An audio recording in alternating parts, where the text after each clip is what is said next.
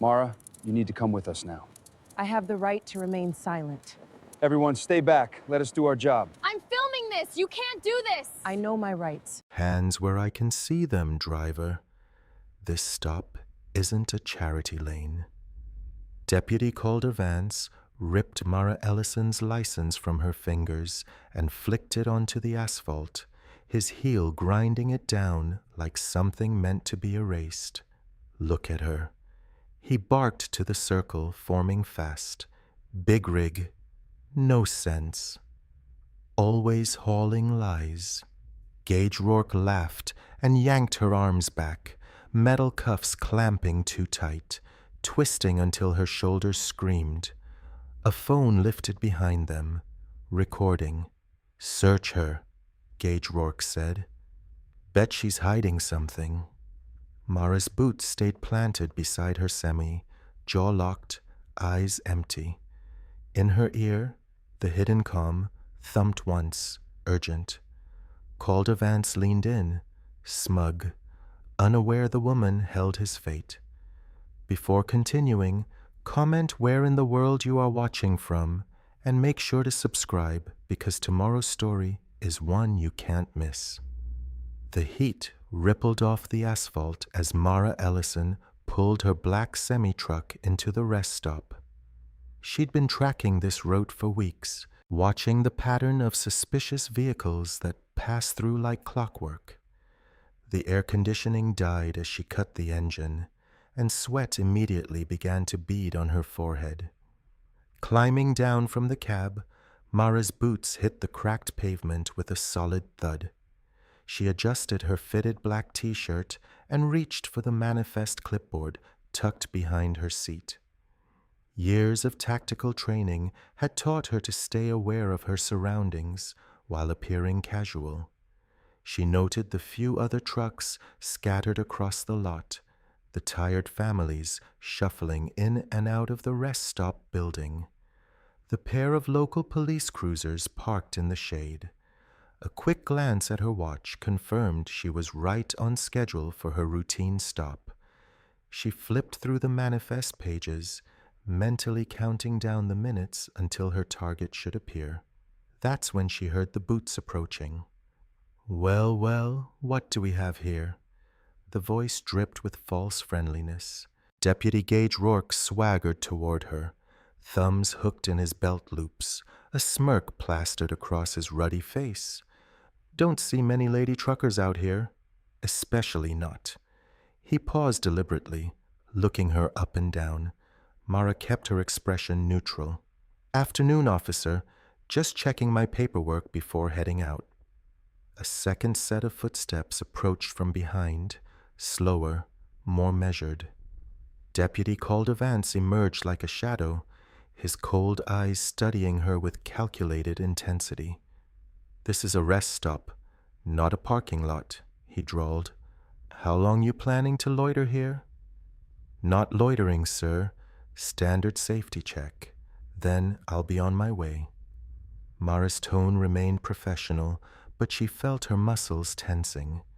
The way they had positioned themselves, Gage Rourke in front, Calder Vance circling behind, was textbook intimidation.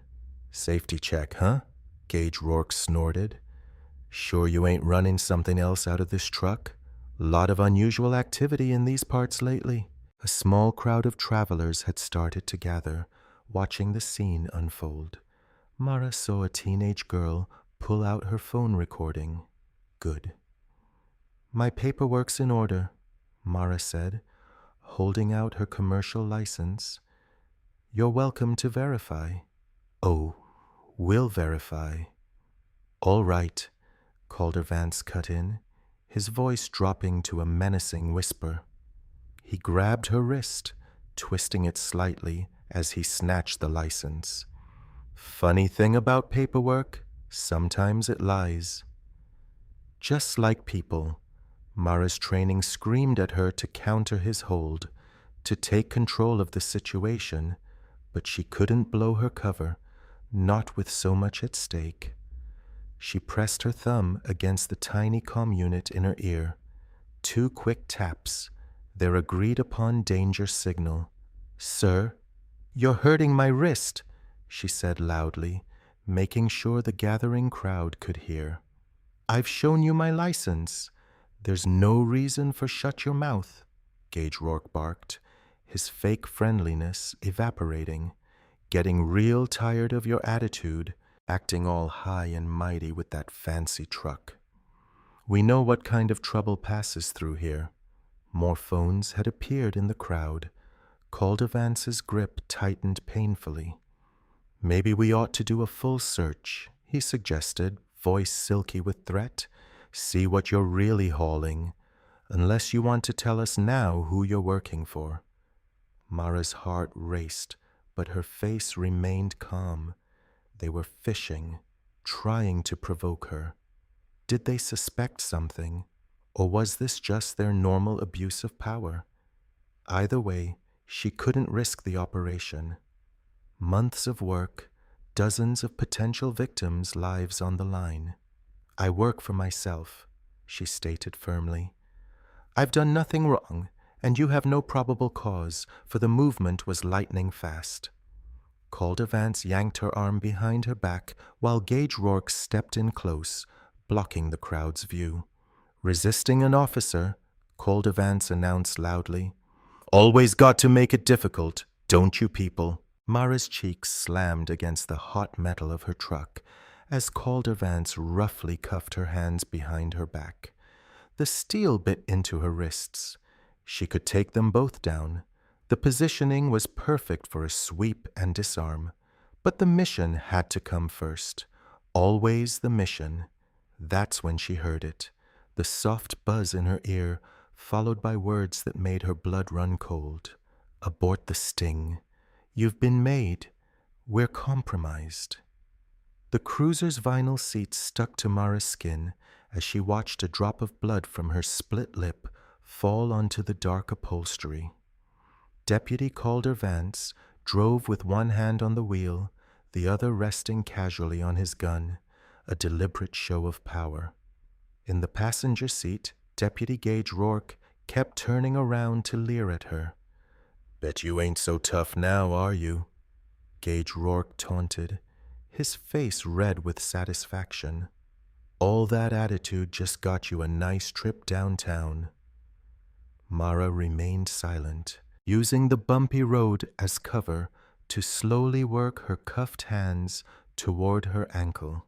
She had a backup comm unit strapped there. If she could just activate it, the Federal Bureau of Investigation would be able to track her location.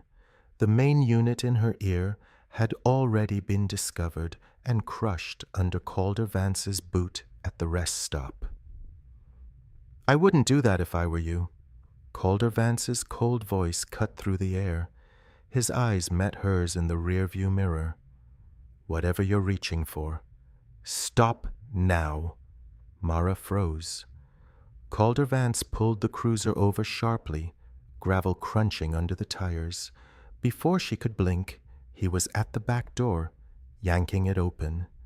His hands moved quickly as he grabbed her ankle and found the hidden device. "Well, what do we have here?" He examined the small black unit, then crushed it between his fingers. "You just don't learn, do you?" His voice dropped to a whisper. "Try another smart move like that, and you'll be leaving here in much worse shape than you arrived. Understood?" The threat hung in the air like smoke. Mara met his gaze steadily, but stayed silent. Calder Vance's eyes were dead, the eyes of someone who enjoyed causing pain. Back on the road, Mara watched through the window as they passed the rest stop again. Her heart sank as she spotted a black transport truck pulling out, the very one she'd been monitoring for weeks. She knew what was inside. Young girls, stolen lives, headed for some unknown place. All her careful surveillance blown in an instant. At the station, they roughly marched her through a side entrance. The building was oddly quiet for mid-afternoon, with only a few deputies visible. They stopped at booking. Name? Barked the desk sergeant, not looking up. Kira Vaughn, Mara replied evenly, using her well-established alias. She'd been operating under this identity for months with perfect documentation to back it up. Calder Vance's eyes narrowed slightly. He stepped closer, studying her face. Funny. You don't look like a Kesha to me. That's what my mama named me, Mara shot back, letting a hint of defiance color her tone. Play the role, she reminded herself. Just another angry civilian being harassed. We'll see about that, Calder Vance murmured. He nodded to Gage Rourke, put her in holding alone. The holding cell was small and reeked of bleach. A single narrow window near the ceiling let in a shaft of dusty light. Gage Rourke shoved her inside hard enough that she stumbled, catching herself against the metal bench. Enjoy your stay, princess, he sneered, slamming the door with unnecessary force. Miles away, in an unmarked van serving as Federal Bureau of Investigation Mobile Command, Agent Arthur Mercer paced the cramped space, running his hands through his gray hair in frustration. Multiple screens showed static where there should have been tracking data. What do you mean we've lost both signals? He demanded. The truck and Agent Ellison, both gone. Yes, sir, a young tech replied. Agent Ellison's primary comm went dark, and the backup unit activated only briefly before it was also lost. The transport truck's tracker showed it heading east on Interstate 7. Then nothing. Jesus Christ, Mercer muttered. Months of careful work, dozens of potential victims all slipping away, and now one of his best agents was in the wind. A junior agent burst into the van, tablet in hand. Sir, you need to see this. It's going viral. The shaky phone footage showed Mara being mistreated by the deputies, their biased comments clearly audible. The teenager who filmed it had posted it with the caption, "Cops harass black female trucker for no reason. Spread this." Back at the station, Calder Vance methodically searched through Mara's confiscated belongings. His movements were unhurried, practiced. When he got to her socks, his fingers found something hard. He pulled out a slim black phone, different from the basic burner they'd already logged into evidence. Turning it on, his face hardened as he saw the encrypted screen. Satellite uplink active. The wallpaper was the Federal Bureau of Investigation seal. Without a word, he walked to the front of the station and quietly locked the main doors. No one in, no one out. The afternoon sun cast long shadows through the holding cell window as Mara sat perfectly still, mentally mapping the building's layout, counting guard rotations, noting every detail. Her training hadn't failed her yet. She just had to stay alive long enough to use it. The evidence room's fluorescent lights buzzed overhead as Calder Vance circled Mara like a shark. She sat handcuffed to a metal chair, her dark skin glistening with sweat in the stuffy room. He held up her 2 confiscated devices, turning them over in his hands with exaggerated care. You know what I think? Calder Vance's voice was soft, dangerous. I think you're not some truck driver at all. He leaned in close, his breath hot against her face. I think you're a Fed who stuck her nose where it doesn't belong. Mara kept her expression blank, staring straight ahead. Her split lip throbbed, but she wouldn't give him the satisfaction of seeing her pain. Nothing to say. He slammed both devices onto the metal table, making her flinch despite herself. That's fine. I made some calls, just waiting to hear back about what to do with you. He pulled out his phone, dialing a number while maintaining eye contact with her. Yeah, it's me. Got something you need to know about. He stepped just outside the door, but his voice carried clearly. Found Federal Bureau of Investigation gear on her. No, nobody knows she's here. What do you want me to do with her? Mara's ears strained to hear the response, but the voice on the other end was too muffled. Calder Vance's face darkened as he listened.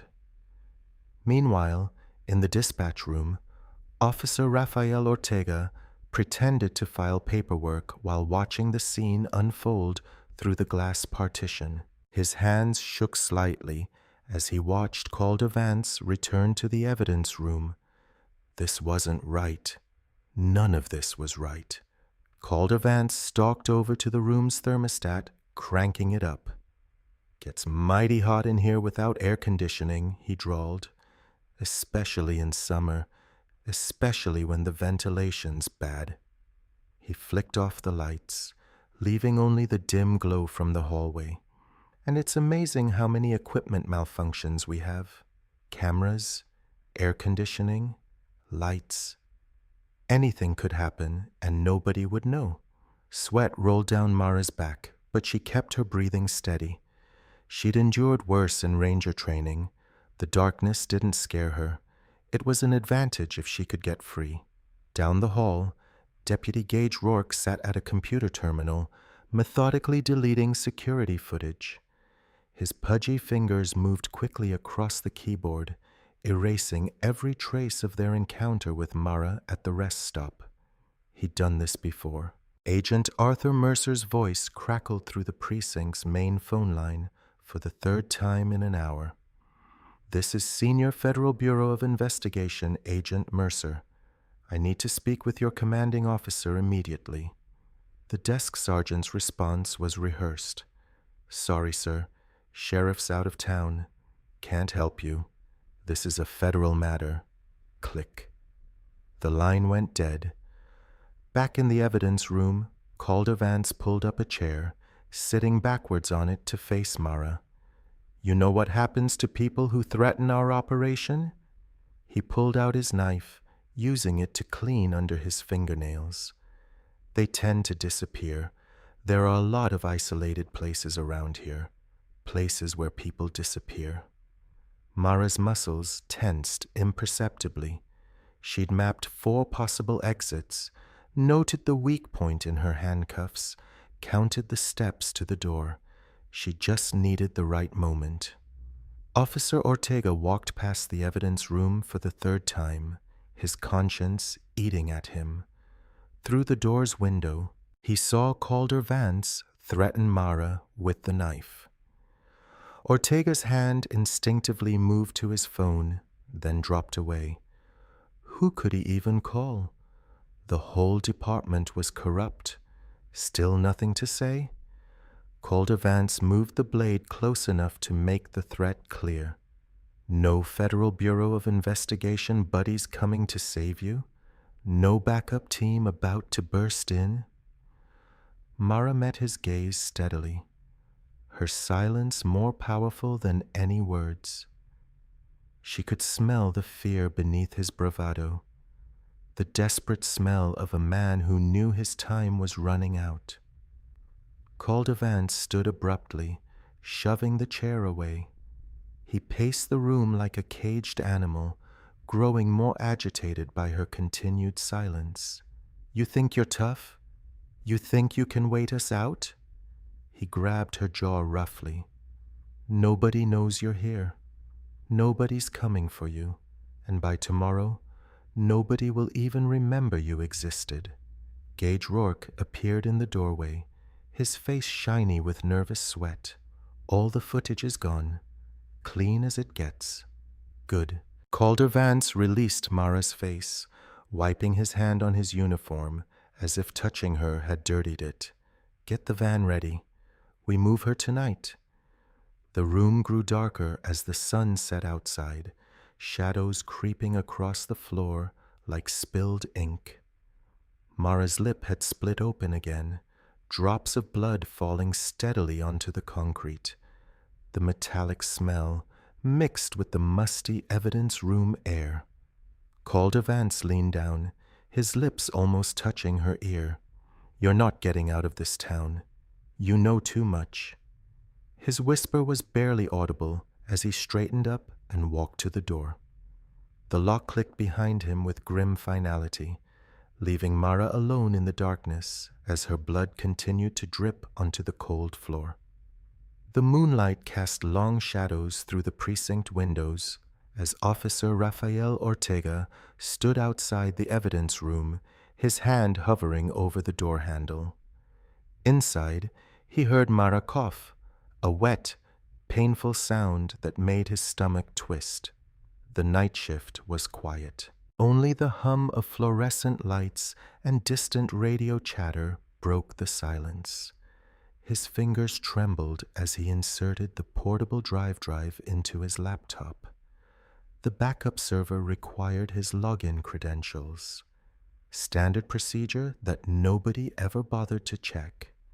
Within minutes, he had the footage from the rest stop incident copying over. Each second that ticked by felt like an eternity. Come on," he whispered, glancing nervously down the empty hallway. The progress bar crept forward with agonizing slowness. Another cough from inside the room. Ortega grabbed the water bottle and first aid kit he'd hidden in his jacket. The lock clicked softly as he used his key, slipping inside before anyone could spot him. Mara sat exactly where Calder Vance had left her, still handcuffed to the chair. Her lip had swollen, dried blood caking her chin.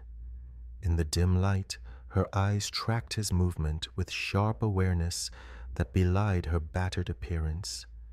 "Here," Ortega whispered, unscrewing the water bottle. "Drink this, please."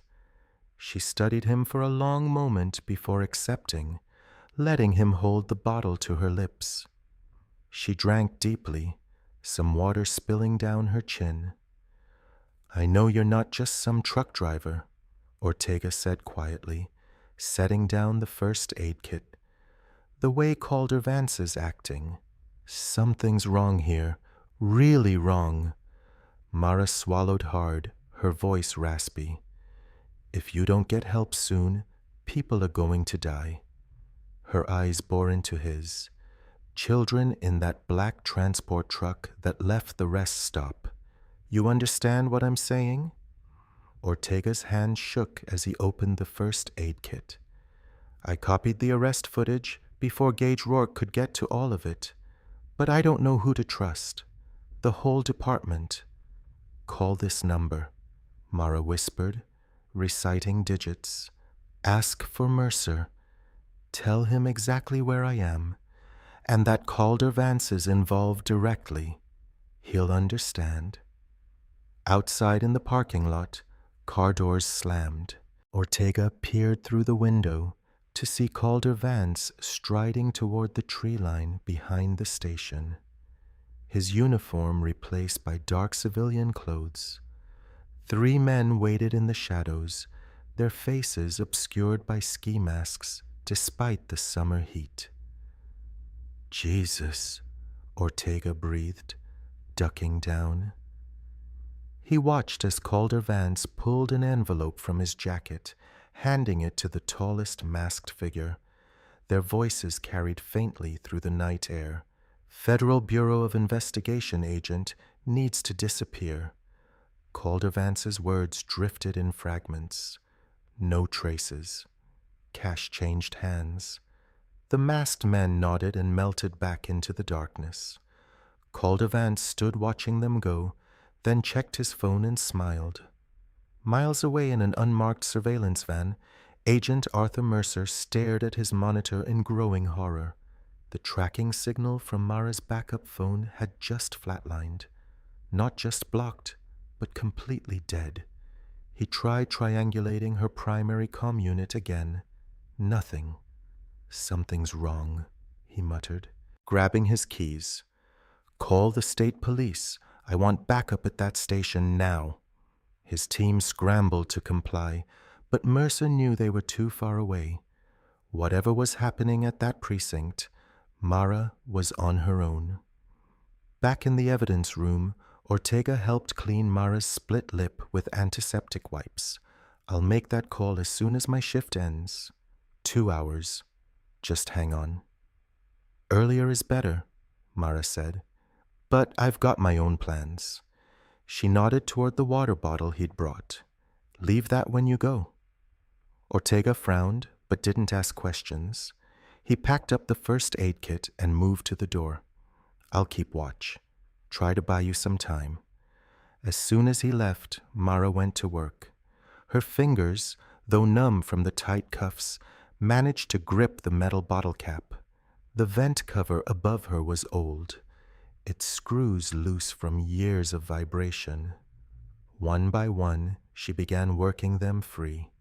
Outside, Ortega paced the hallway, his police radio crackling with routine traffic stops and domestic disturbance calls. Every footstep made him jump. Every shadow could be Calder Vance returning. The portable drive felt like it was burning a hole in his pocket. He checked his watch. Time to move.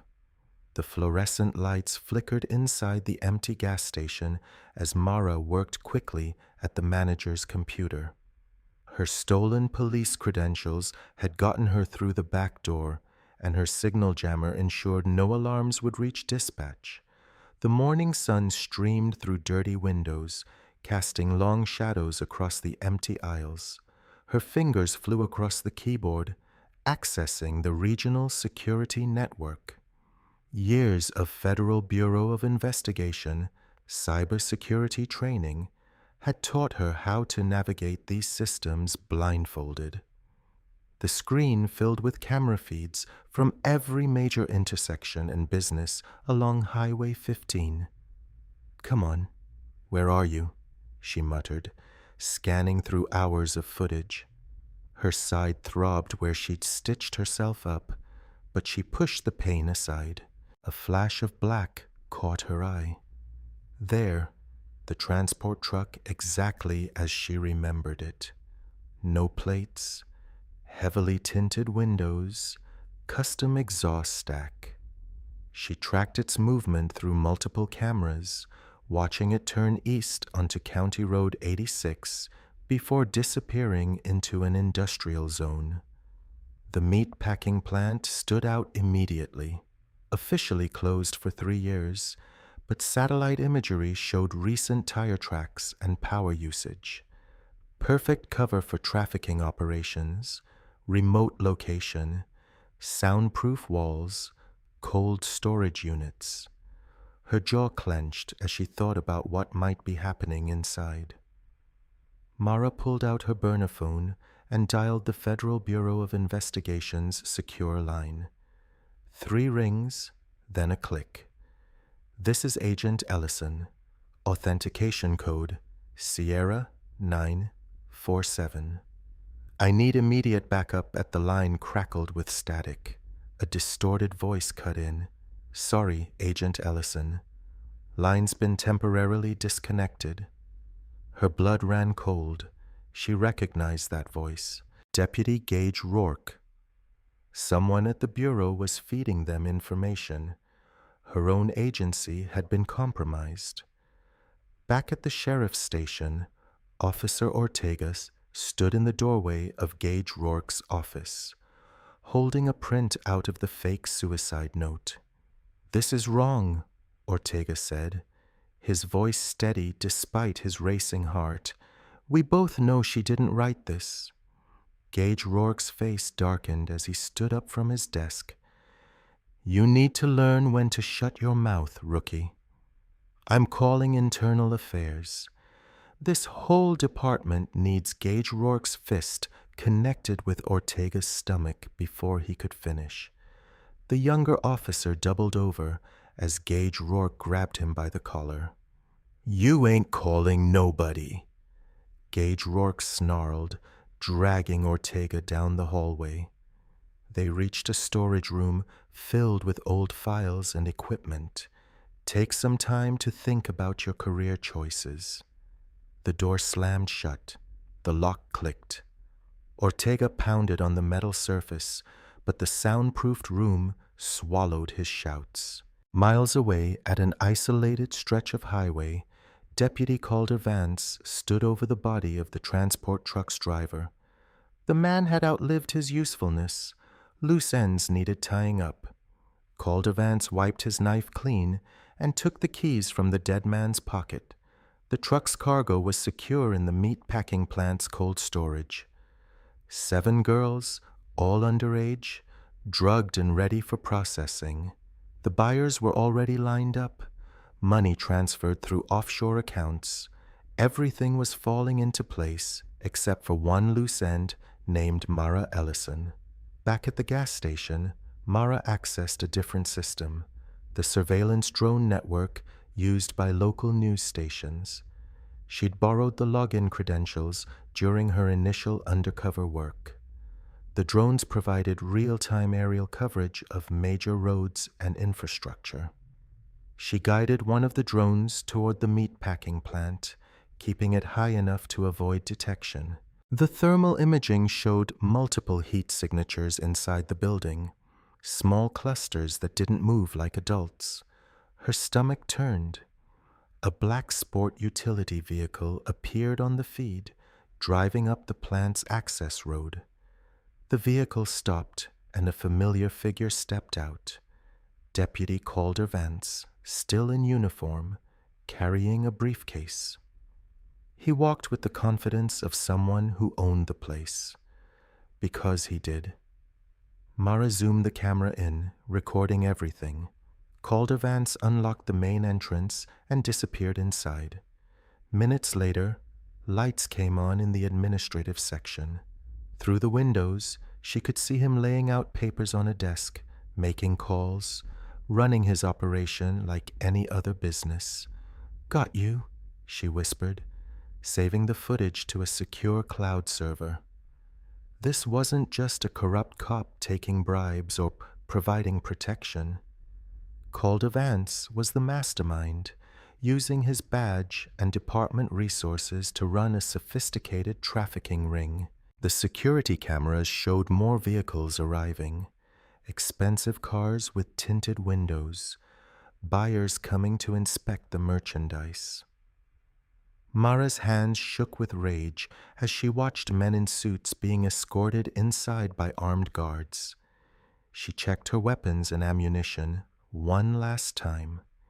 The service pistol felt heavy against her hip, fully loaded. A backup piece was strapped to her ankle. In her vest pocket, Lila Ramirez's photo seemed to burn against her chest. A reminder of what happened when these monsters went unchecked. The signal jammer beeped, warning her that police frequencies were active nearby. Search teams were sweeping this area now, working their way systematically from the station. She'd stayed in one place too long. Mara wiped the computer's logs and gathered her gear. Through the gas station windows, she could see dust kicked up by approaching vehicles. Time to disappear again. But now she had what she needed: proof of Calder Vance's operation and its location. The drone feed continued streaming to her phone as she slipped out the back door. On the screen, another black sport utility vehicle pulled up to the plant. More suits, more guards, more lives being destroyed. While the world looked away, the diesel engine rumbled as Mara guided her semi-truck down the empty industrial road. The afternoon sun cast long shadows across the cracked pavement, and the meatpacking plant's rusty sign creaked in the wind. Her truck, once just cover for surveillance, now served a different purpose. She'd reinforced the front bumper with steel plates and filled the trailer with tactical gear. Parked in a secluded spot half a mile from the plant, Mara methodically prepared her equipment. The bulletproof vest felt familiar against her skin as she secured the straps. memories of her Army Ranger days flooding back. She checked each smoke grenade twice, arranging them on her belt for quick access. Her service pistol slid smoothly into her thigh holster. "This ends today," she whispered, touching Leila Ramirez's photo one last time before tucking it away. Her mind drifted back to months earlier when the operation first started. The Federal Bureau of Investigation had solid intel about girls disappearing along Interstate 7, but every time they got close, the criminal network seemed to vanish. Now she knew why. The memory made her blood boil. "The transport will hit the rest stop right on schedule," Agent Arthur Mercer had said, pointing at the map in their mobile command center. "We'll have teams here, here, and here." But the truck never showed. Instead, state troopers flooded the area, forcing their surveillance teams to pull back.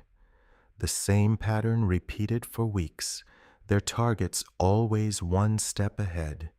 "Someone's feeding them information," Mara had insisted. "We need to go dark. Run this off books." Mercer agreed, and they set up the trucker cover story. But even that had been compromised. The mole ran deeper than they'd imagined, all the way to the Federal Bureau of Investigation's regional office. Every move they made, Calder Vance knew about it first. Inside the meatpacking plant, screams echoed through the cold storage area. Calder Vance stood over a teenage girl, still very young, who'd tried climbing through a ventilation shaft. Her lip was split, eyes swollen shut. "You think you can just walk away?" he snarled, grabbing her hair. "After what I paid for you." The girl whimpered as he dragged her back to the holding area. Other girls pressed themselves against the walls of their cells, trying to become invisible. Calder Vance's phone buzzed, another buyer wanting to inspect the merchandise. Back in her truck, Mara set up her laptop and connected to a secure satellite uplink. The camera's red light blinked on, recording her face in the dim cabin. "My name is Special Agent Mara Ellison, Federal Bureau of Investigation, Undercover Operations," she began, her voice steady. "What I'm about to show you documents a trafficking operation run by Deputy Calder Vance of the Missouri State Sheriff's Department." She uploaded everything: drone footage, financial records, surveillance photos, arrest reports showing patterns of missing girls, names, dates, locations, all of it backed up with hard evidence. Calder Vance uses his position to protect criminal network, targeting vulnerable girls and women across several states. He's murdered at least one federal agent and countless victims. This isn't just corruption, it's systematic evil hiding behind a badge. Her finger hovered over the send button. The files would go to every major news outlet, social media platform, and law enforcement agency simultaneously. No one could bury this. "To Deputy Calder Vance," she continued, staring directly into the camera, "I'm coming for you. No more hiding, no more victims. Tonight, you answer for everything." She hit send. Multiple progress bars filled her screen as the files uploaded. Within minutes, notifications started popping up. Downloads, views, shares. The truth was out, spreading faster than anyone could stop it. Mara checked her watch. The sun had almost set, painting the sky blood red. Through her binoculars, she counted 4 guards patrolling the plant's perimeter, armed but sloppy, more used to intimidating teenage girls than facing actual resistance. She started the engine, feeling its powerful vibration. The reinforced bumper could easily take down the front gate. Smoke grenades would provide cover while she breached the building. Years of tactical training had prepared her for this moment. Her radio crackled with police chatter. They'd found her message. Calder Vance's voice cut through the static, ordering all units to the plant, but it would take them at least 15 minutes to arrive. More than enough time.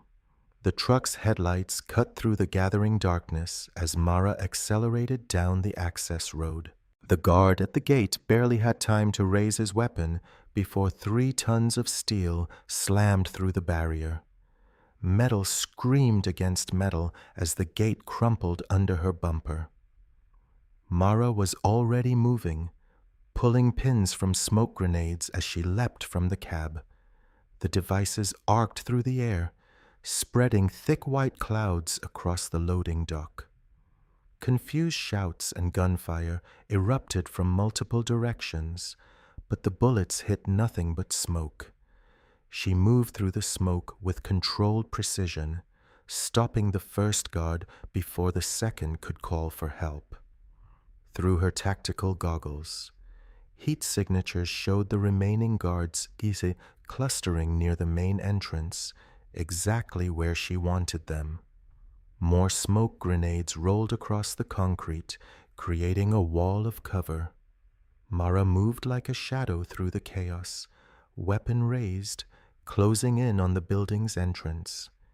Inside, she could hear Calder Vance shouting orders, trying to regain control of a situation that had already spiraled beyond his grasp. This was the moment everything changed. No more running, no more hiding. The time for justice had finally come. The metallic stench of rust and decay filled Mara's nostrils as she moved through the smoke-filled corridors. Water dripped from exposed pipes overhead, creating an eerie percussion that mixed with distant shouts and running footsteps. Her tactical goggles revealed heat signatures moving frantically through the building. 2 guards appeared at the end of the hallway, their rifles sweeping back and forth through the smoke. Mara pressed herself against a corroded wall, controlling her breathing. The first guard passed within inches of her position. She struck like a viper. Her hand clamped over his mouth while her other arm locked around his throat in a trained restraint. He thrashed, but her grip was iron. Within seconds, he slumped unconscious. She lowered him silently to the floor. "Joey, you see something?" the second guard called out, moving closer. Mara waited until he was just past her before stepping out. He spun, raising his weapon, but she was already inside his guard. A fast, defensive strike staggered him. As he staggered, she grabbed his rifle barrel, twisting it away while driving her knee into his solar plexus. He doubled over, gasping. A precise move brought him down. Screams echoed from somewhere ahead. Mara moved faster, checking corners as she advanced. The corridor opened into a processing area filled with rusty hooks and ancient machinery. A third guard stood there holding a terrified teenage girl in front of him like a shield, his pistol pressed against her temple. "Stop right there," he shouted. "One more step, and I'll kill her." The girl sobbed, trembling in his grip. Mara raised her hand slowly, appearing to surrender. "Let her go," Mara said calmly. "You don't want to make this worse for yourself. Shut up. Put your weapon down now." Mara carefully lowered her service pistol to the floor. As she straightened up, her hand brushed the smoke grenade on her belt. In one fluid motion, she pulled the pin and rolled it toward them. Dense white smoke erupted between them.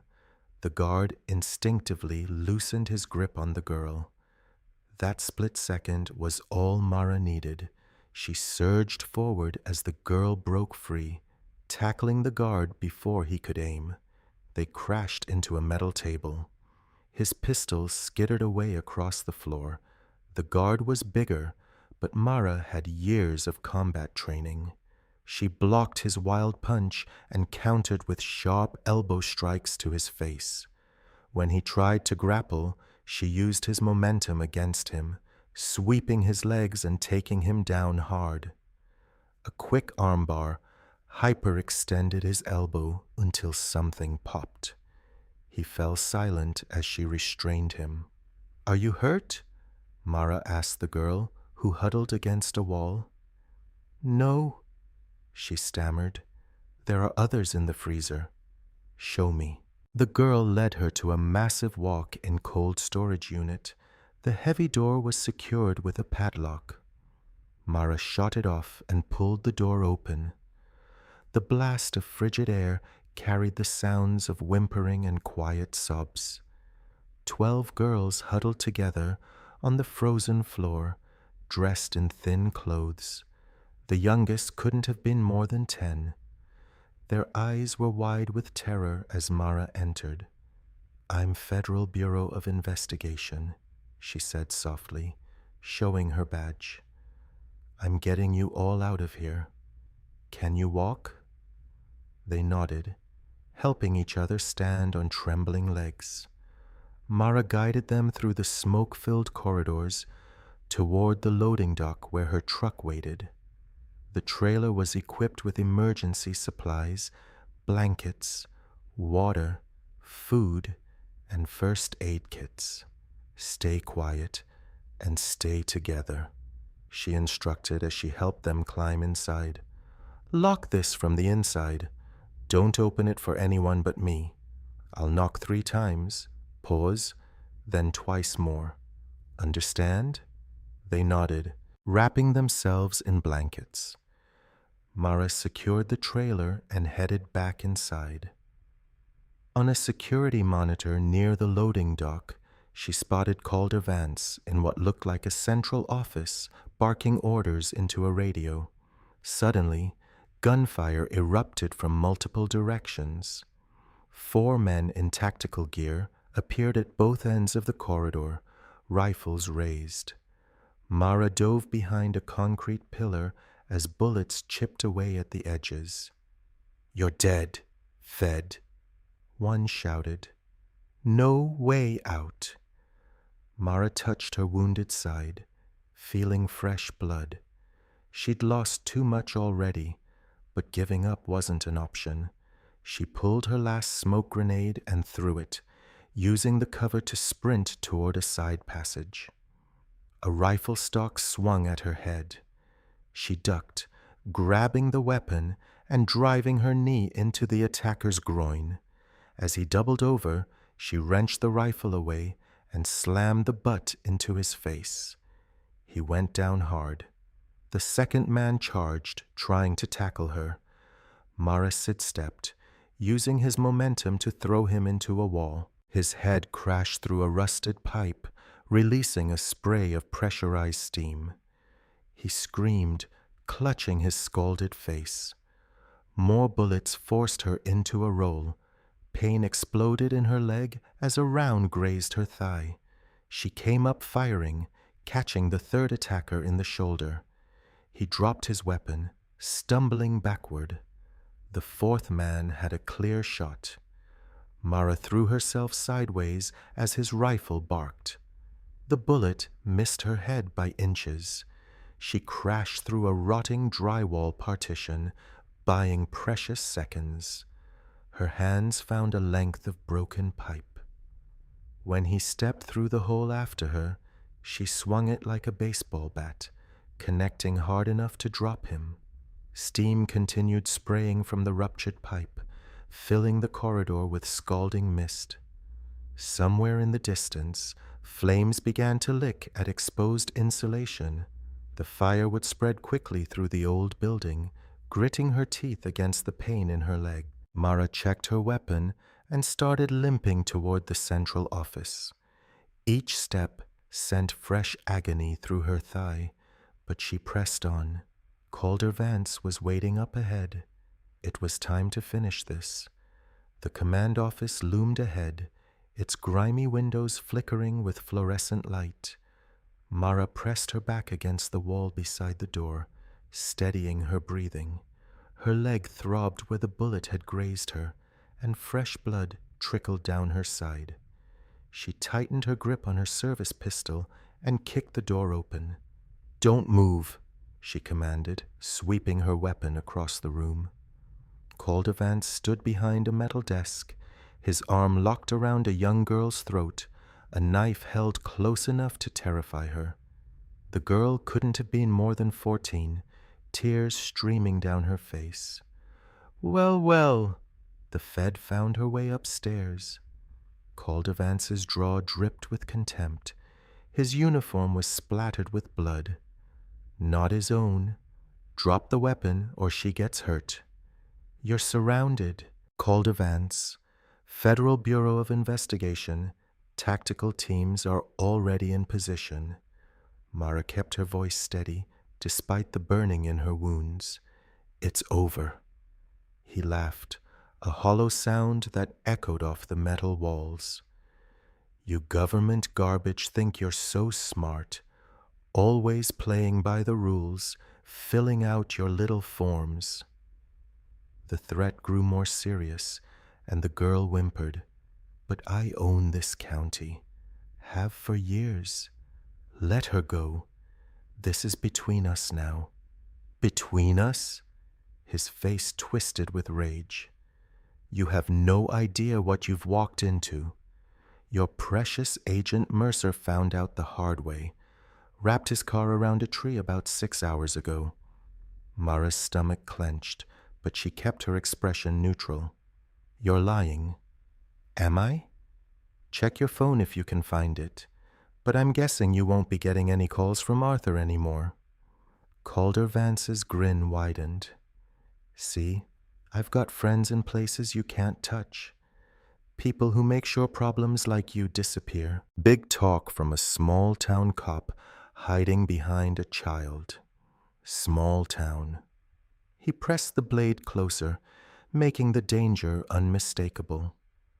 "I run more product through this route than you'll see in your whole career.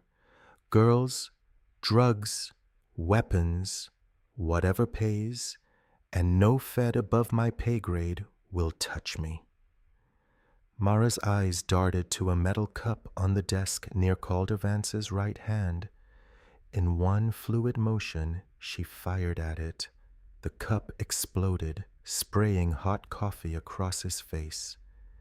He jerked back instinctively, loosening his grip on the girl. "Run!" Mara shouted. The girl twisted free and bolted for the door. Mara's second shot caught Calder Vance in the shoulder, spinning him against the wall, but instead of going down, he launched himself across the desk with surprising speed. His tackle drove them both to the floor. The gun skidded away as they crashed into a filing cabinet. Calder Vance's fist connected with Mara's wounded side, sending waves of agony through her body. She countered with an elbow strike to his throat, but he barely seemed to feel it. "I'm going to enjoy this," he growled, wrapping his hands around her neck. Mara bucked and thrashed, but his weight pinned her down.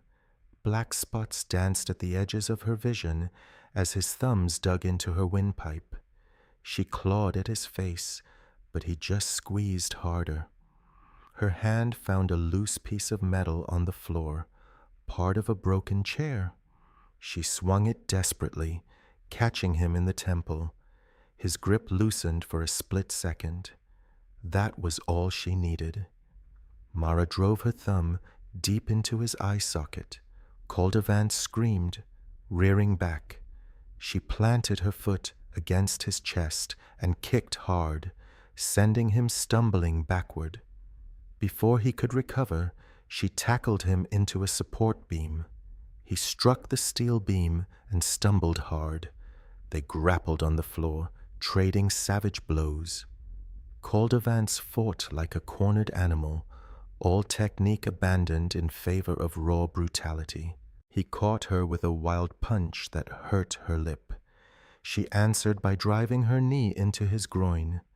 Rolling away from another grab attempt, Mara snatched up her dropped handcuffs. When Calder Vance lunged again, she caught his arm and used his momentum to flip him. The cuffs snapped around his wrist before he could pull free. "You're finished," she panted, securing the other cuff to an exposed furnace pipe.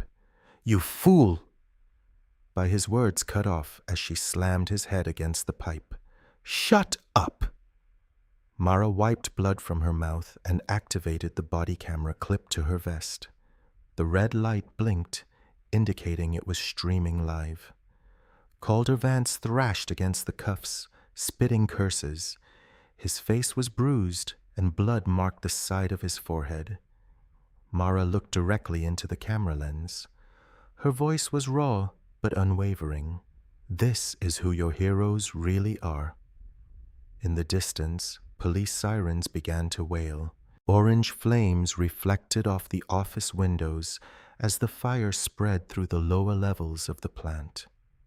Smoke curled under the door, growing thicker by the second. "You hear those sirens, Calder Vance?" Mara's words carried clearly on the video feed.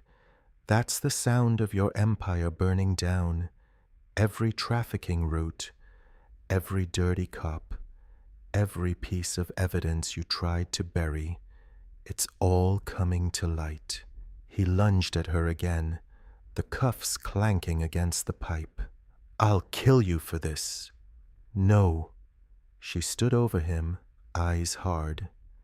"You'll rot in a federal prison, knowing a black female agent brought down your whole operation, and that's going to hurt worse than anything I could do to you." The sirens grew louder, multiple units converging on the plant. Through the window, emergency lights painted the smoke-filled sky in strobing red and blue. Fire alarms shrieked through the smoke-filled corridors of the meat-packing plant.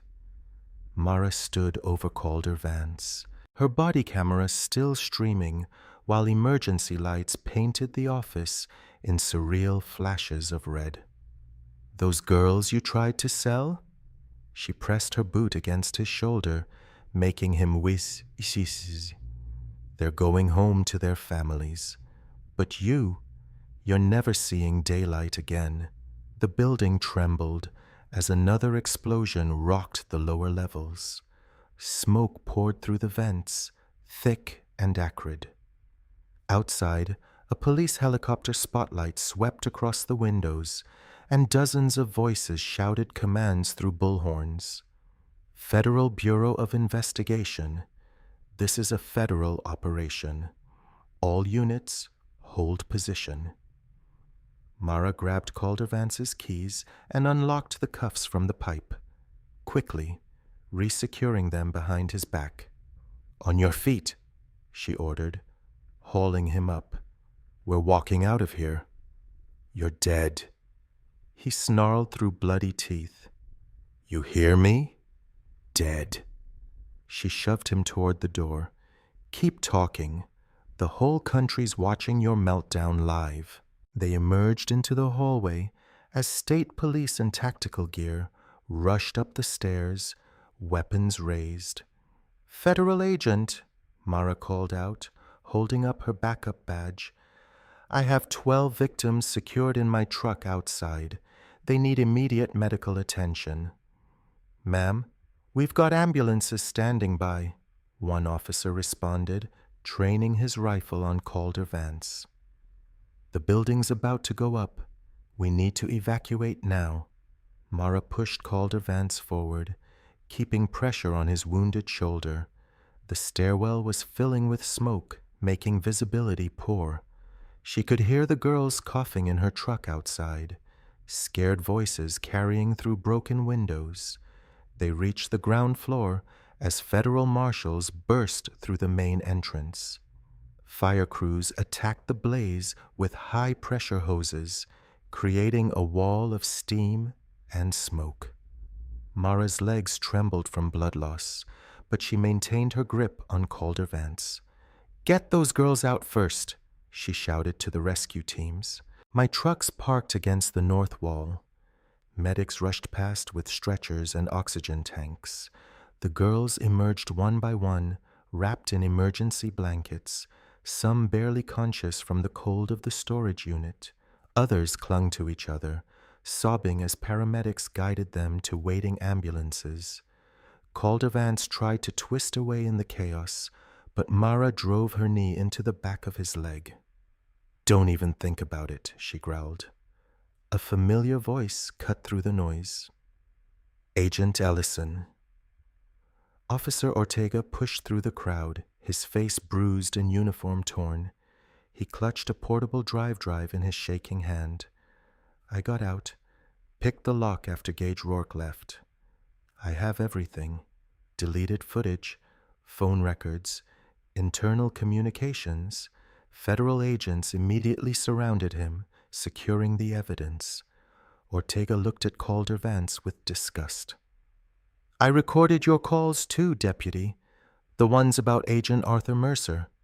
Calder Vance lunged at the young officer, but Mara yanked him back. Two marshals grabbed his arms as news helicopters circled overhead, their spotlights creating a dizzying pattern of shadows and glare. Agent Ellison, a senior Federal Bureau of Investigation tactical commander, approached. We found Mercer's car. It was staged to look like an accident, but we have tire marks indicating a pit maneuver. This is now classified as a domestic terrorism investigation. Mara nodded, her vision starting to blur. The adrenaline was wearing off, and her wounds screamed for attention. The girls, "Make sure they're safe first. They're being transported to secure medical facilities," the commander assured her. "We have protective details assigned to each one." Federal agents led Calder Vance toward an armored transport van. He was still shouting threats, but his voice had taken on a desperate edge. The live stream from Mara's body camera had destroyed any chance of his connections protecting him. Paramedics rushed to Mara's side as her knees buckled. Multiple gunshot wounds, severe blood loss. One called out, catching her before she hit the ground. "We need a gurney over here?" They eased her onto a stretcher, cutting away her vest to assess her wounds. The pain hit her in waves now, making it hard to focus. Through the haze, she saw Ortega giving his statement to federal investigators, pointing out other officers involved in the conspiracy. The plant's upper floors were fully engulfed now, flames reaching into the night sky. Fire crews fought to contain the blaze as evidence teams rushed to secure what they could from the offices. "Blood pressure's dropping," a medic announced, starting an intravenous line. "We need to move her now." As they loaded her into an ambulance, Mara caught one last glimpse of Calder Vance being shoved into the transport van. Their eyes met through the smoke. His face had gone slack, the reality of his situation finally sinking in. All his power, his connections, his years of corruption, rendered meaningless by a single live stream. The medics closed the ambulance doors, shutting out the chaos. Mara let her head fall back against the stretcher as they inserted a second intravenous line. Outside, more sirens approached. State police, Federal Bureau of Investigation, evidence response teams, federal prosecutors. The system she'd fought so hard to fix was finally moving, grinding into action with unstoppable momentum. "Hold still, Agent," the medic said, checking her wounds. "You've lost a lot of blood, but we've got you stabilized." Mara nodded weakly, the edges of her vision growing dark. The last thing she saw before losing consciousness was the red and blue emergency lights reflecting off the ambulance's ceiling, pulsing like a heartbeat in the night. Mara's eyes fluttered open to the steady beep of heart monitors. Sunlight streamed through hospital blinds, casting thin stripes across crisp white sheets. Her body ached, but the sharp pain had dulled to a manageable throb thanks to intravenous line painkillers. A small television mounted in the corner played cable news network at low volume. The headline scrolling across the bottom read, "Breaking Federal Bureau of Investigation busts major trafficking ring. Corrupt police implicated. Multiple federal indictments handed down this morning." The anchor reported Deputy Calder Vance and 4 other members of the Marlow County Sheriff's Department face charges including kidnapping, trafficking, civil rights violations, and the murder of a federal agent. The screen showed Calder Vance being led into the federal courthouse in shackles, his face bruised from their fight. Deputy Gage Rourke followed, head down, shoulders slumped. 3 other deputies Mara recognized from the department walked the same path of shame, all in cuffs. The entire department has been placed under emergency federal authority, a Justice Department spokesperson announced from a podium. "We have evidence of systematic corruption going back years. This case represents a complete failure of local law enforcement leadership." A nurse entered, checking Mara's vitals. "Good to see you awake, Agent Ellison. You've had quite a few visitors waiting." Before Mara could respond, 2 senior Federal Bureau of Investigation officials walked in, Assistant Director Marlowe from Washington and the special agent in charge of the Kansas City field office. "Agent Ellison," Marlowe said, pulling up a chair, "how are you feeling?" "Like I got hit by a truck," Mara replied, her voice, "but I'll live." "We need to debrief you," the special agent in charge said, "but first you should know we found the mole." Mara's heart rate picked up slightly inside the bureau. Marlowe nodded grimly. "Senior analyst in our trafficking task force. He was feeding intel to Calder Vance's operation for months. That's how they knew to redirect resources away from your surveillance position. Calder Vance rolled on him fast once we had him in custody." The special agent in charge added, "Gave up names, dates, payment records, everything." "What about Mercer?" Mara asked quietly. Marlowe's face softened. "His death won't be in vain.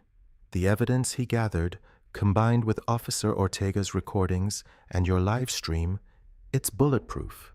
No deals, no reduced sentences. They're going away for life." As if on cue, the television showed Officer Ortega being escorted into the federal building surrounded by United States Marshals. The anchor explained he was providing key testimony under witness protection. A commotion in the hallway drew their attention. Several families were arriving, guided by victim services coordinators.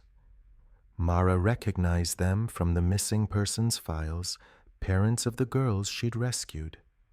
"We'll continue this later," Philip said, standing.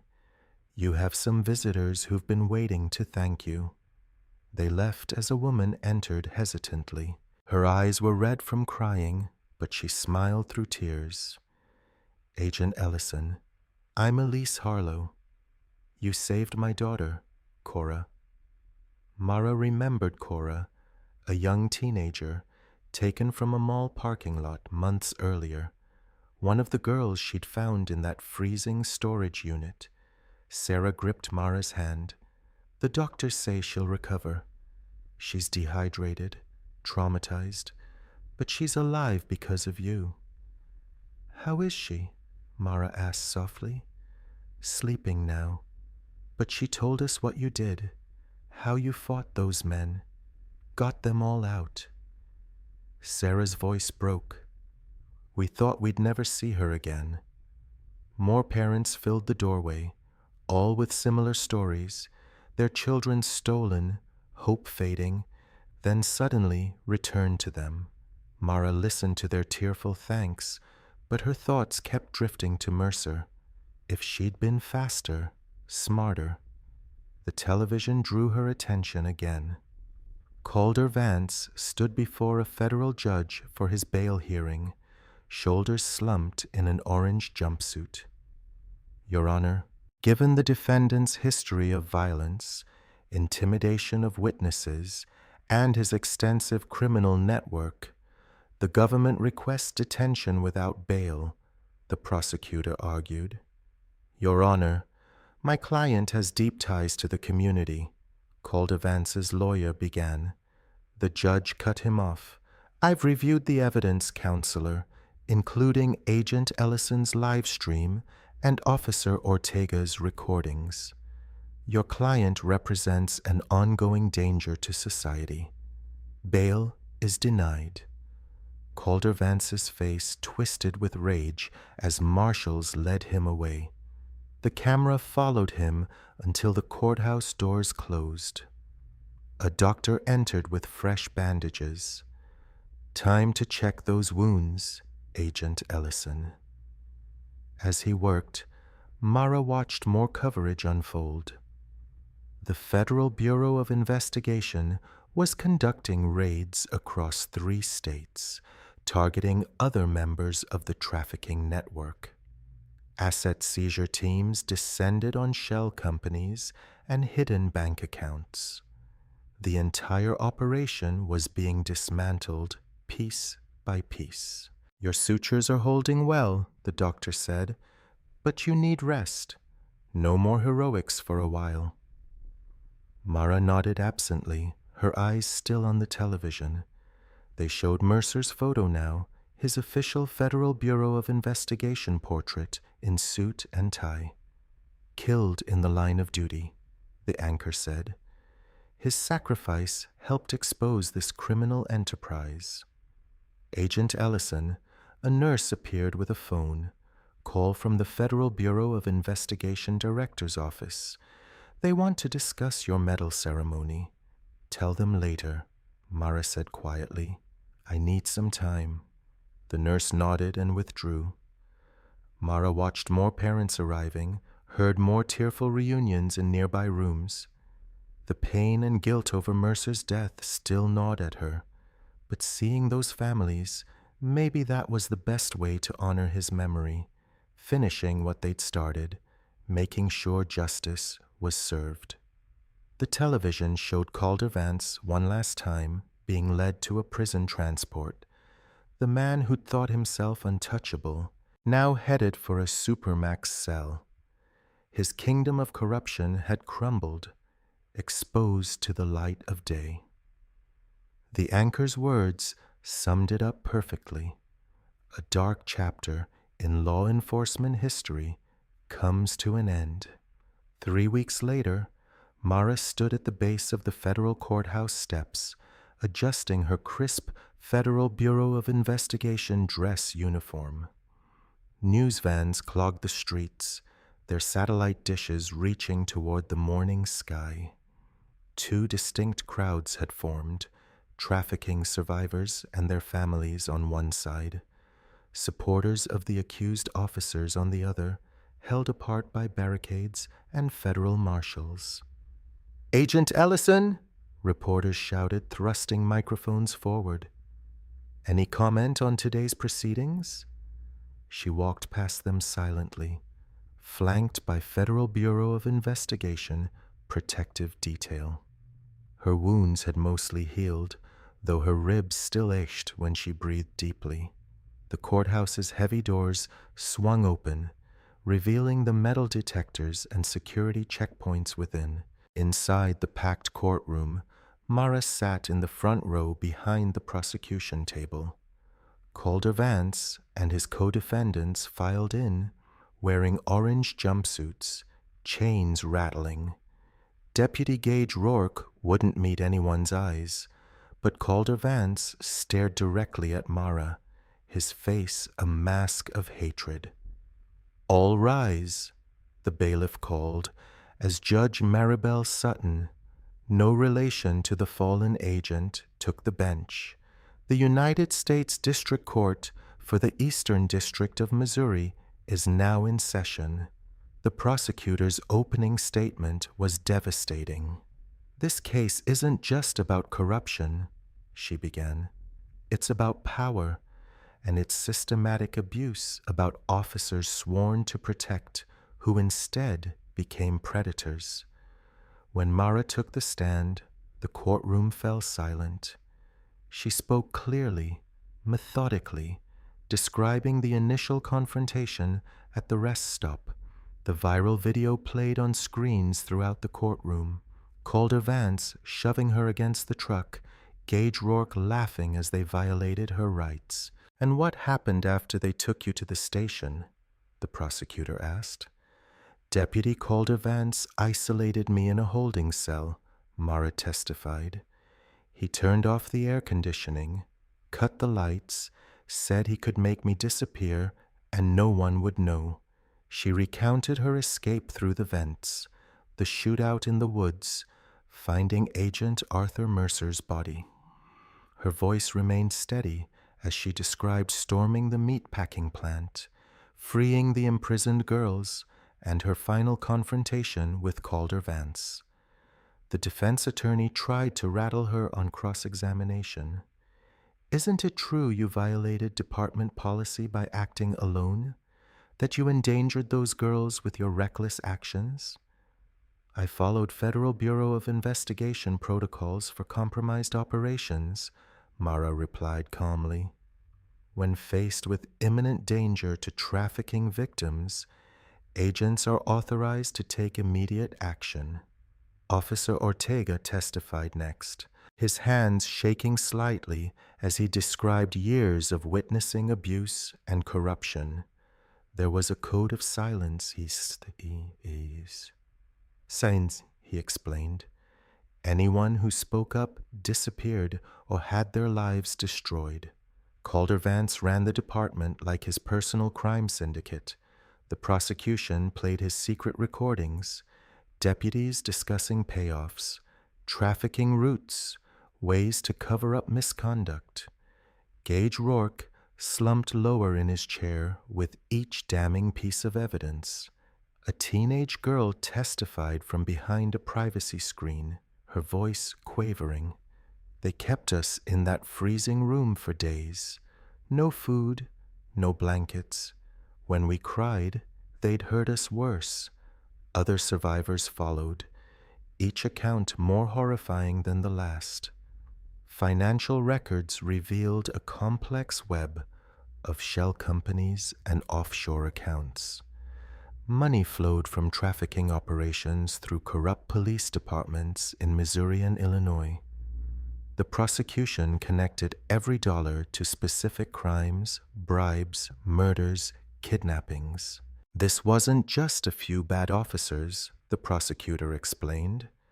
"This was an organized criminal enterprise operating under color of law."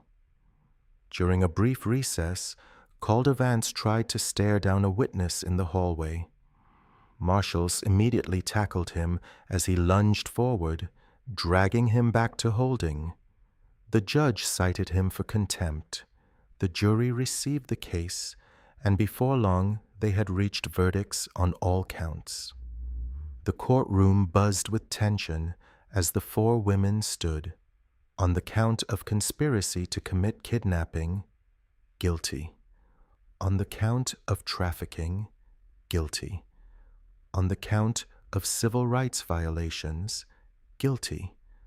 On the count of first-degree murder of a federal agent, guilty.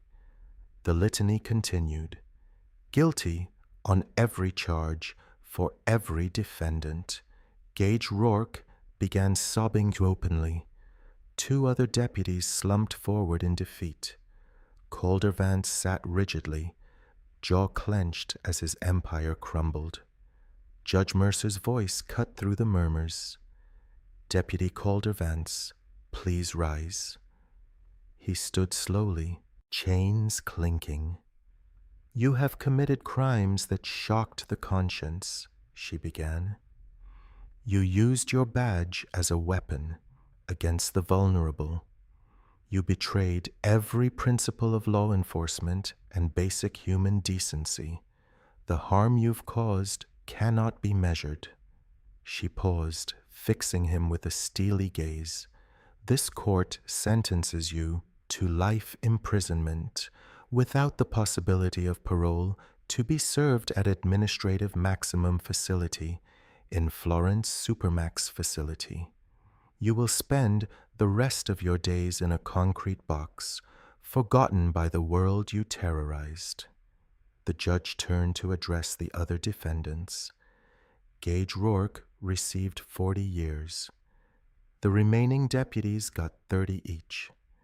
As marshals led them away, survivors and families in the gallery embraced, crying tears of relief and vindication. Mara remained seated, watching Calder Vance's back as he shuffled toward prison. His shoulders were slumped now, his arrogance finally broken. The aura of power he'd wielded like a weapon had evaporated, leaving only a common criminal in chains. Outside the courthouse, reporters clamored for statements. The United States Attorney outlined plans to investigate other departments. Survivors' families thanked prosecutors through tears. Protesters from both sides slowly dispersed as the verdicts spread across social media. That evening, the Federal Bureau of Investigation Field Office auditorium was lit softly. Rows of empty seats facing a simple podium. No press allowed, just agents, support staff, and a handful of high-ranking officials. The ceremony was scheduled after hours to avoid media attention. Mara sat in the front row, her dress uniform pressed and perfect. Her hands rested quietly in her lap, fingers occasionally brushing the still tender spots on her ribs. The room filled silently, agents nodding respectfully as they passed. Nobody spoke above a whisper. Federal Bureau of Investigation Director Halden approached the podium, his silver hair catching the light. "We're here tonight to honor extraordinary service and sacrifice," he began. "The Federal Bureau of Investigation Director's Medal for Distinguished Service is our highest civilian honor. Tonight's recipient exemplifies everything this award represents: courage, dedication, and unwavering commitment to justice." He detailed the operation's statistics: 12 victims rescued, 5 corrupt officers convicted, 3 trafficking networks dismantled, and over $20 million in criminal assets seized. "But numbers don't tell the whole story," he continued. Agent Ellison faced torture, isolation, and near death. She lost her mentor, Agent Arthur Mercer, yet she never wavered from her mission to protect the innocent and bring criminals to justice. Mara rose when called, walking steadily to the podium. The medal gleamed gold against dark blue fabric as Director Halden pinned it to her lapel. The audience stood, applauding. She accepted with a simple nod, no speech needed. Her eyes scanned the crowd, noting the empty chair where Mercer should have been. Outside, camera flashes burst like lightning through the tinted windows. Reporters shouted questions. "Agent Ellison, how does it feel? Any comment on the new oversight legislation? What's next for your career?" She walked past them face neutral into a waiting Bureau sport utility vehicle. On the ride home, she watched breaking news on her phone. The Justice Department had announced sweeping reforms, mandatory federal oversight for rural police departments, new anti-trafficking task forces, expanded witness protection programs. The ripples spread quickly. In Tennessee, 3 deputies resigned after Internal Affairs launched an investigation. Mississippi saw 5 officers, arrested for similar corruption. A police chief in Arkansas killed himself when evidence emerged, linking him to trafficking operations. The blue wall was cracking. At the Federal Bureau of Investigation Academy in Quantico, Officer Rafael Ortega began his training, determined to become the kind of agent who could prevent future Calder Vances from rising to power. His classmates treated him with respect. The rookie cop who'd helped break open one of the biggest police corruption cases in recent history. The 12 rescued girls moved through various stages of recovery. Some reunited with families, others entered specialized care programs. Money seized from Calder Vance's operation funded their therapy, education, and support services. One of the older girls started a peer support group for trafficking survivors. Early morning found Mara at Arlington National Cemetery, frost-coating the gravestones. She knelt at Mercer's marker, removing a small metal disc from her pocket. She'd had her badge number etched into it along with the words, "You were right. Sometimes the system works." She pressed it into the soft earth beside the headstone. "You taught me to trust the process," she whispered, "to believe in justice even when it seemed impossible." Birds called softly in the distance as the sun began to rise. Back at her apartment, Mara sat at her desk and opened her laptop. The resignation letter was already drafted, each word carefully chosen. She'd revised it dozens of times over the past week, but the core message remained the same. "Dear Director Holden, I tender my resignation from the Federal Bureau of Investigation, effective immediately. The Bureau gave me the tools and training to fight injustice, and for that I will always be grateful. However, I've come to realize that my most effective work happens outside institutional boundaries. The system can work, as recent events have shown, but it works too slowly for those in immediate danger. While the Bureau processes warrants and navigates jurisdictions, victims suffer. I intend to keep fighting, just not from behind a desk. Please accept my badge and credentials with thanks for the opportunities I've been given. Respectfully, Special Agent Mara Ellison." She printed the letter, signed it with steady hands. Her badge and identification card sat ready in an envelope. Tomorrow she would hand-deliver them to the director's office, then walk away from the career she'd built. The media frenzy continued outside her building. Reporters camped on the sidewalk, hoping for a quote or photo. Questions about her next move filled the airwaves, but Mara kept her silence. Let them speculate. She had work to do. Her phone buzzed. A text from Ortega at the academy. "First firearms call tomorrow. Wish me luck." She smiled slightly, typing back, "You've got this. Remember, breathe through the trigger pull." On her living room wall, photos of the rescued girls smiled back at her. Not crime scene photos or evidence markers, but new images. Girls in therapy sessions playing basketball, studying for high school equivalency certificates, beginning to heal. Their strength reminded her why the fight mattered more than the institution. The setting sun painted her apartment in shades of orange and gold.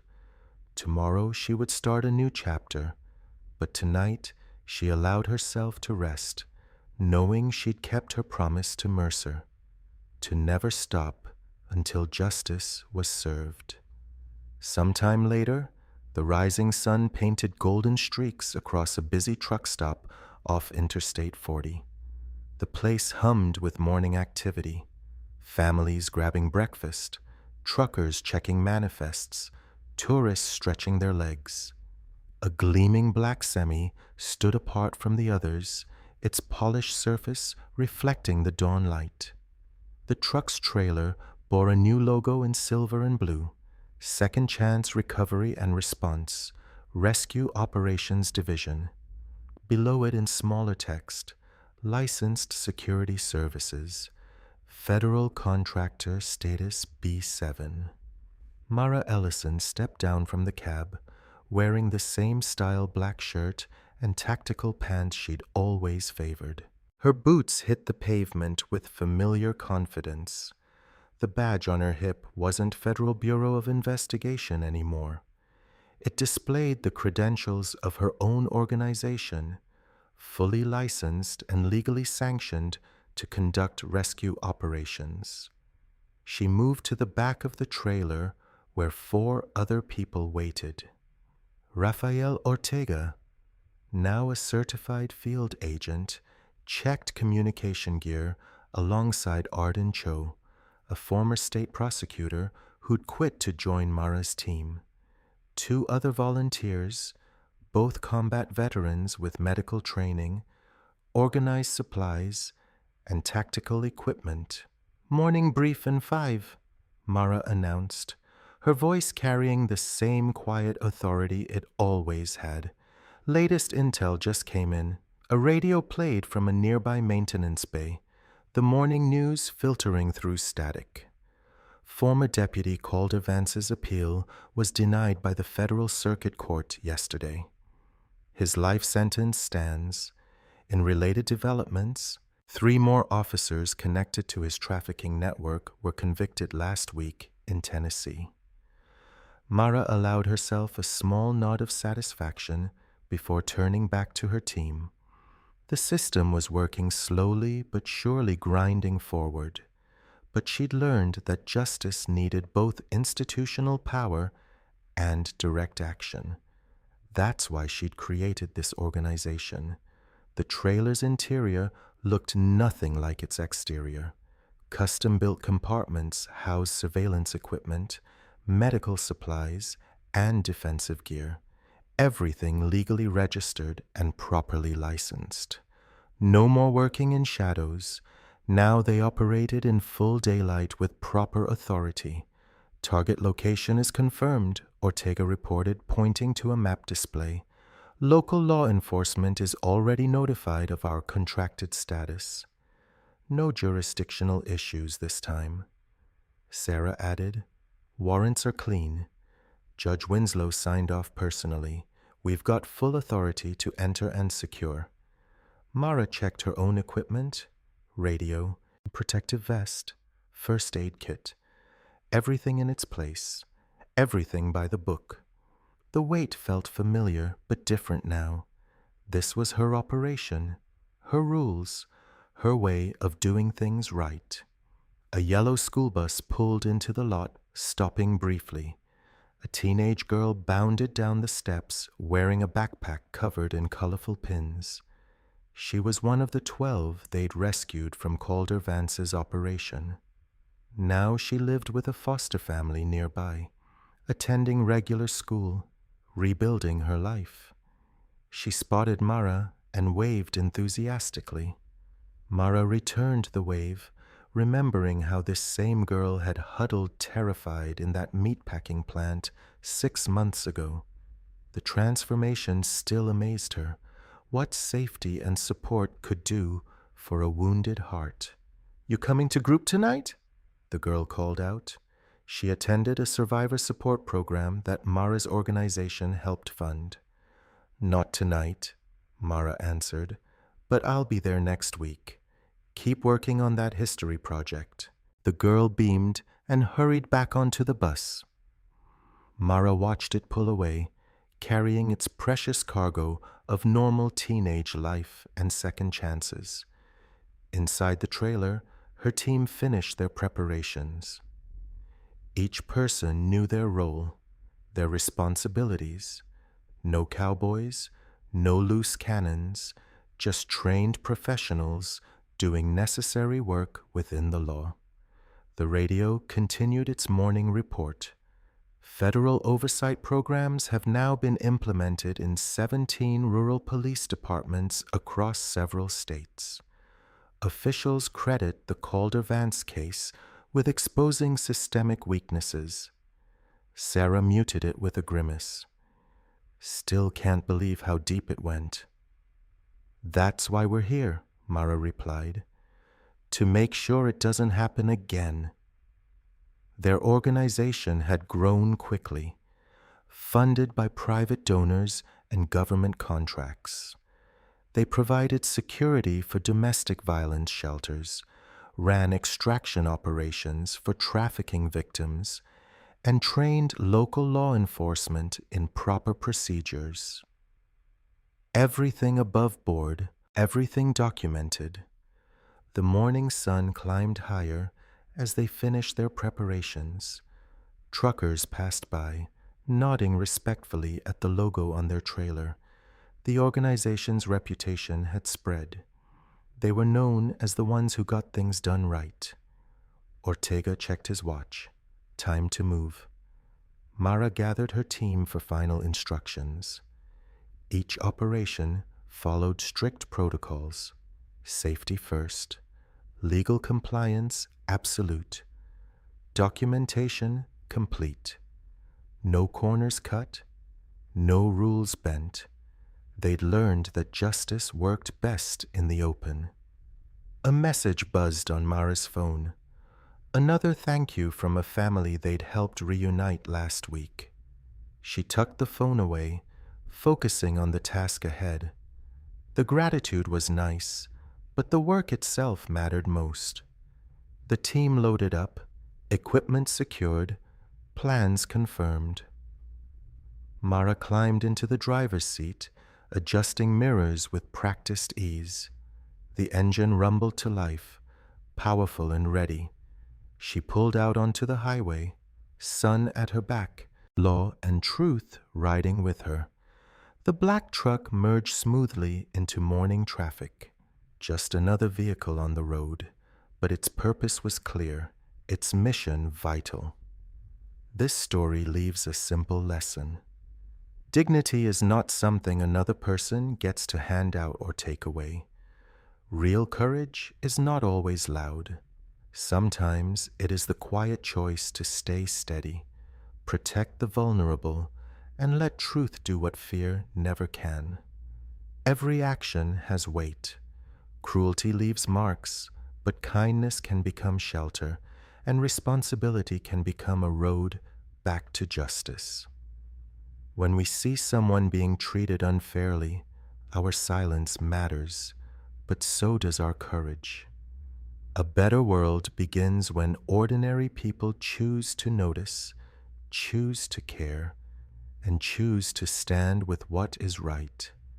If you enjoyed the story, leave a like to support my channel and subscribe so that you do not miss out on the next one. On the screen, I have picked 2 special stories just for you. Have a wonderful day.